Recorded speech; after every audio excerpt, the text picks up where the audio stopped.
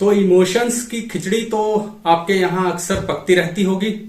कभी एक इमोशन आता होगा, कभी दूसरा इमोशन आता होगा, कभी दिल करता होगा ये करें, कभी दिल करता होगा वो करें, या कभी दिल करता होगा किसी की जान निकाल दें।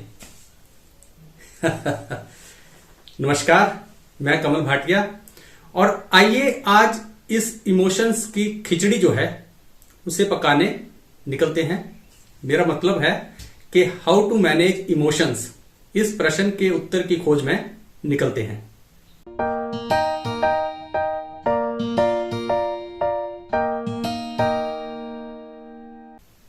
देखिए, हम सबने अपने आप को इमोशनली बेकाबू होते हुए तो बहुत बार देखा होगा।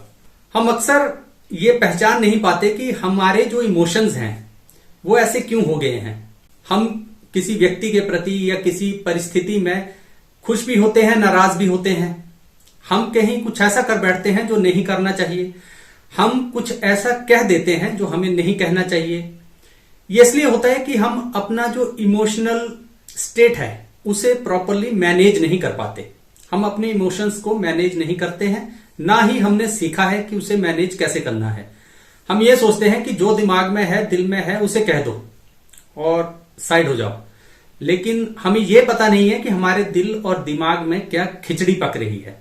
तो जो हम कहेंगे वो भी कुछ ना कुछ उल्टा सीधा ही होगा। तो अगर एक एग्जाम्पल से समझें तो हम यूं समझ सकते हैं कि आपके पास गाड़ी है, उसका एक इंजन है। अब इंजन काम कैसे करता है बढ़िया एफिशिएंटली, क्योंकि उसमें इंजन ऑयल होता है। और इंजन ऑयल इसलिए होता है कि आपकी गाड़ी के अंदर जो पिस्टन है, जो इंजन के पार्ट हैं, वो जब इंजन चले तो आपस में घर्षण से या फ्रिक्शन से वो इंजन बैठ ना जाए, वो घिस ना जाए वो सारे पार्ट्स, तो वहां पे इंजन ऑयल होता है। इसी तरह से हमारा जो इमोशंस है, हमारा जो दिमाग है, दिमागी इंजन है, इसमें इमोशंस होते हैं बहुत ज्यादा। तो अगर हम चाहते हैं कि हमारे इमोशंस हेल्दी रहें, बैलेंस्ड रहें, तो हमें उसमें इमोशनल इंजन ऑयल जरूर डालना पड़ेगा। और जब वो इमोशनल इंजन ऑयल वहां पे होगा तो हमारे जो इमोशंस हैं वो बेहतर काम करेंगे, वो बैलेंस्ड रहेंगे, और वो जो खिचड़ी है वो नहीं पकेगी। तो एक बढ़िया स्टेट में हम ज्यादातर रहेंगे।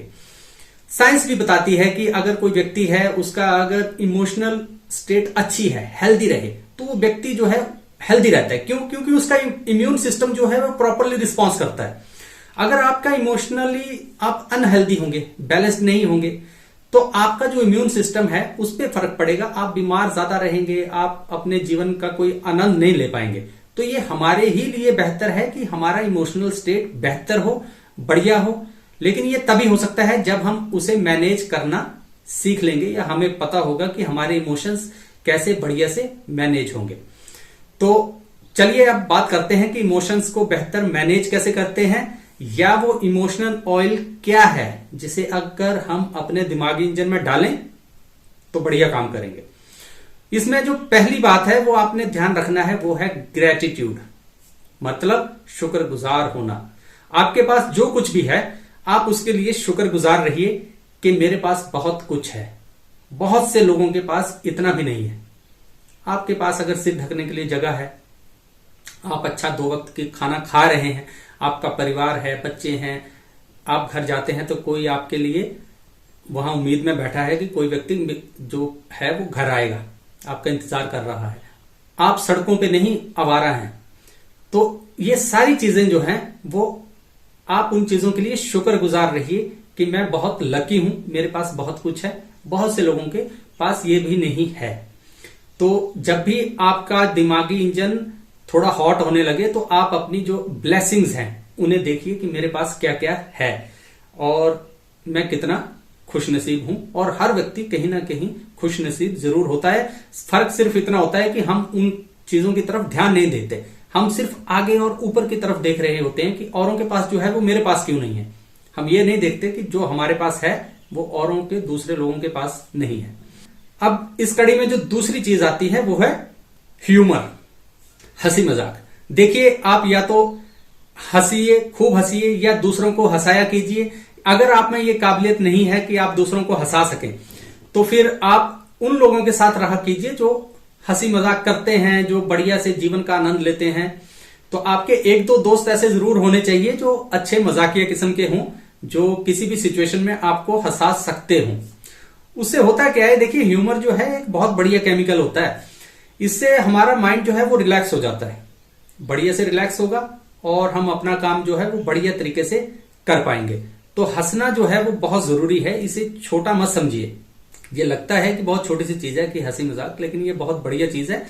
हाँ, किसी को दुखी करने के लिए हंसी मजाक ना हो, आपस में मिल बैठ के हंसिए, बात कीजिए, आप तनाव मुक्त हो जाएंगे। आपकी इमोशनल स्टेट बैलेंस करने में बहुत ज्यादा हेल्प करेगा ये चीज। जो तीसरी बात है वो है होप।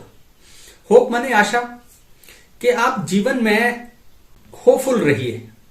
आप आशा रखिए कि आपके साथ कुछ ना कुछ ठीक हो जाएगा। इस वक्त अगर हालात ठीक नहीं भी हैं तो भी आगे ठीक हो जाएंगे। ये एक साइकिल है, अप डाउन लाइफ में चलता रहेगा और सबके जीवन में चलता रहेगा। इतना ज्यादा लोड लेने की जरूरत नहीं है। हाँ, ये मान लिया कि कई बार परिस्थितियां इतनी गंभीर होती हैं कि उनमें आप आशा खो बैठते हैं, लेकिन देखिए इसके बिना गुजारा भी नहीं है। होप के बिना कोई गुजारा नहीं है। आप क्या कर लेंगे अगर आप होपफुल नहीं रहेंगे जीवन के लिए? तो फिर इससे बड़ा जो है वो नुकसान आप अपने लिए कुछ नहीं कर सकते। होपफुल रहिए। और होप बेस्ट कब काम करती है? जब आप इमेजिनेशन के साथ साथ एक्शन लेते हैं। देखिए कई बार हमारे लिए होप तब काम नहीं करती जब हम क्या करते हैं कि बैठे रहते हैं, कुछ करते नहीं है, सिर्फ बैठे हुए हैं और फिर उसके बाद सोच रहे हैं कि होपफुल हैं कि कुछ ना कुछ अच्छा हो जाएगा। ऐसे नहीं, फिर तो आप कुछ दिनों में बोर हो जाओगे और डिप्रेशन में जाने लगोगे धीरे धीरे, क्योंकि कुछ होगा तो है नहीं। होप के लिए बहुत जरूरी है कि आप इमेजिन कीजिए कि क्या अच्छा हो सकता है। खुद को उन जगहों पे रखिए जो आप सोचते हैं कि कभी ऐसा होगा। प्लस इसके साथ आप एक्शन भी लीजिए उस दिशा में। और उससे होगा क्या कि जब हम बेकार बैठे रहते हैं तो हम बहुत ज्यादा स्ट्रेस्ड होते हैं, क्योंकि हम कुछ कर तो रहे नहीं है। लेकिन जब हम कुछ काम करने लग जाएं, किसी समस्या को सुलझाने की दिशा में कोई ना कोई प्रयास करने लग जाएं, तो हमें आत्मबल, मनोबल भी मिलता है, क्योंकि अब हम बेकार नहीं बैठे हुए हैं। अब हम कुछ ना कुछ हाथ पैर मार रहे हैं और हमें एक सेंस ऑफ अचीवमेंट भी होती है। अगर थोड़ी बहुत सफलता मिलने भी लग जाए तो फिर हम बहुत एक बेहतर स्थिति में हो जाते हैं। एक प्लेटफॉर्म मिल जाता है हमें खुद को लॉन्च करने के लिए। लेकिन ये तब होता है जब आप इमेजिनेशन के साथ साथ एक्शन का सहारा भी लेते हैं, आप कोई काम करने लग जाते हैं। तो होप जो है वो उसका रिजल्ट है। Imagination plus action is equal to hope. तो होप को ऐसा ना समझ लें कि कमरे के अंदर बैठ के बस होप करनी है, नहीं। इमेजिनेशन कीजिए कि मुझे ये चीजें हासिल करनी है, मुझे इस दिशा में आगे बढ़ना है, मुझे ये प्रयास करने हैं, और फिर एक्चुअल में वो प्रयास करने लग जाइए। तो आपको अच्छी आशा जो है जीवन में एक बंध जाएगी कि नहीं, कुछ ना कुछ अच्छा हो जाएगा। अब इस कड़ी में जो चौथा पॉइंट है वो है कंपैशन। कंपैशन माने करुणा। बहुत जरूरी है कि हम जीवन में किसी दूसरे व्यक्ति के लिए कुछ ना कुछ करें, या जो हमसे संबंधित ना हो किसी दूसरे के लिए हम कुछ करें। उससे होता यह है कि हमारे दिल को बहुत सुकून मिलता है। हमें जो है लगता है कि हम भी किसी काम के हैं। और ज्यादातर केसेस में हम सोचते क्या हैं, हम ये सोचते हैं कि अब हमारे पास पैसा तो है नहीं, या हमारे पास रिसोर्सेज तो है नहीं, हम तो बड़ी मुश्किल से अपने घर का गुजारा कर रहे हैं, तो हम किसी की क्या मदद कर सकते हैं। देखिए हर वक्त मदद जो है वो बहुत ग्रैंड स्केल पे नहीं चाहिए होती है। आप कहीं जा रहे हैं, कोई गरीब है, आपने उसे खाना दे दिया, 2 चपातियां दे दी, आप उसके बाद अपना जो मेंटल स्टेट है, अपना दिल का सुकून है, उसे जांचिएगा, आपको अच्छा लगेगा। आप कोई और व्यक्ति है, उसके लिए आपने कुछ भी कर दिया, इवन जानवर है रास्ते में चल रहा है, उसे आपने बिस्किट खिला दिए कुत्ते को, तो आपके दिल को सुकून मिलेगा, क्योंकि आप कुछ ना कुछ किसी दूसरे के लिए कर रहे हैं। तो ये बहुत जरूरी है कि आप में कंपैशन हो, आप किसी दूसरे के लिए कुछ करें। अब यहां पर एक बात क्लैरिफाई कर दूं कि हम ज्यादातर सोचते हैं कि जो एम्पैथी है वही कंपैशन भी है। देखिए इन दोनों चीजों में बहुत ज्यादा डिफरेंस है। एम्पैथी माने सहानुभूति। सहानुभूति क्या है? आप किसी के साथ बैठेंगे, उसके साथ रो धो लेंगे, इससे ज्यादा सहानुभूति आगे ज्यादा जाती नहीं है। अगर आप दूसरे की परिस्थिति को समझ भी लें, उसके कष्टों को समझ भी लें कि ये किस कष्ट से गुजर रहा है, तो इससे ज्यादा स्कोप नहीं है सहानुभूति में या एम्पैथी में।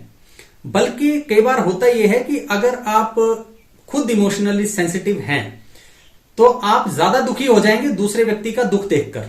आप खुद भी परेशानी में आ जाएंगे और कर आप कुछ नहीं पाएंगे, ना अपने लिए ना किसी दूसरे व्यक्ति के लिए। कंपैशन जो है वो एक बढ़िया इमोशन है। कंपैशन माने करुणा।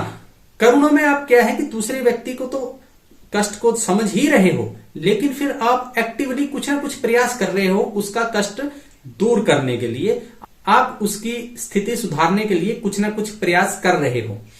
तो आपने अक्सर देखा होगा कि देखिए, जब हम कहीं रास्ते में जा रहे हैं या हम किसी बेहाल और बेचारगी से भरे हुए किसी व्यक्ति को देखते हैं तो हम खुद भी क्या करते हैं, हम में एम्पैथी तो आती है, सहानुभूति तो आती है कि देखो ये बेचारा कितना बुरी हालत है इसकी, लेकिन हम उसके लिए कुछ कर नहीं पाते। अगर हम सक्षम हो तो भी, क्यों, हम उसकी हालत नहीं देख पाते, हम वहां से कहीं मुंह फेर लेते हैं या चले जाते हैं कि मुझसे नहीं देखा जा रहा। और आपने देखा होगा कि कुछ व्यक्ति जो एनजीओज में काम करते हैं या कुछ इस तरह की उनकी जॉब प्रोफाइल है जहां पे उन्हें हर वक्त कुछ अस्त व्यस्त त्रस्त व्यक्तियों के साथ ही गुजारा करना है। हेल्थ प्रोफेशनल हो सकते हैं या कुछ इस तरह के लोग हो सकते हैं, कोई एनजीओज में काम करने वाले लोग हो सकते हैं।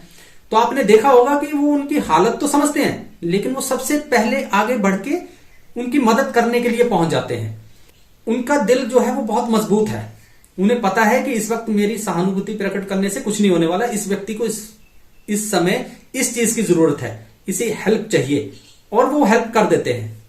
जबकि हम सहानुभूति करते रहते हैं। तो आप कंपैशन को अपनाइए, आप किसी दूसरे के लिए कुछ करने लायक बनिए और आप किसी के दूसरे के लिए कुछ ना कुछ कर सकते हैं। इस बात को अपने ध्यान में रखिए, अपने जहन में रखिए। आप ये ना सोच लें कि मेरे पास तो रिसोर्सेज नहीं है तो मैं तो कुछ नहीं कर सकता। नहीं, हम सब अपनी अपनी कैपेसिटी में, छोटी कैपेसिटी हो बड़ी कैपेसिटी हो, कुछ ना कुछ किसी दूसरे के लिए जरूर कर सकते हैं और वो जरूर कीजिए। तो ये वो 4 चीजें हैं, ये वो इंजन ऑयल है, इमोशनल इंजन ऑयल, जो हमारी इमोशनल स्टेट को बैलेंस करने में मदद करता है।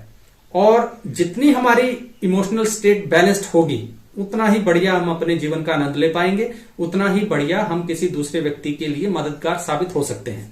तो चलिए, इसी तरह के किन्हीं और विषयों पे कभी और बात करेंगे और किसी दूसरी खोज पर निकलेंगे। तब तक अपना ख्याल रखिए। नमस्कार।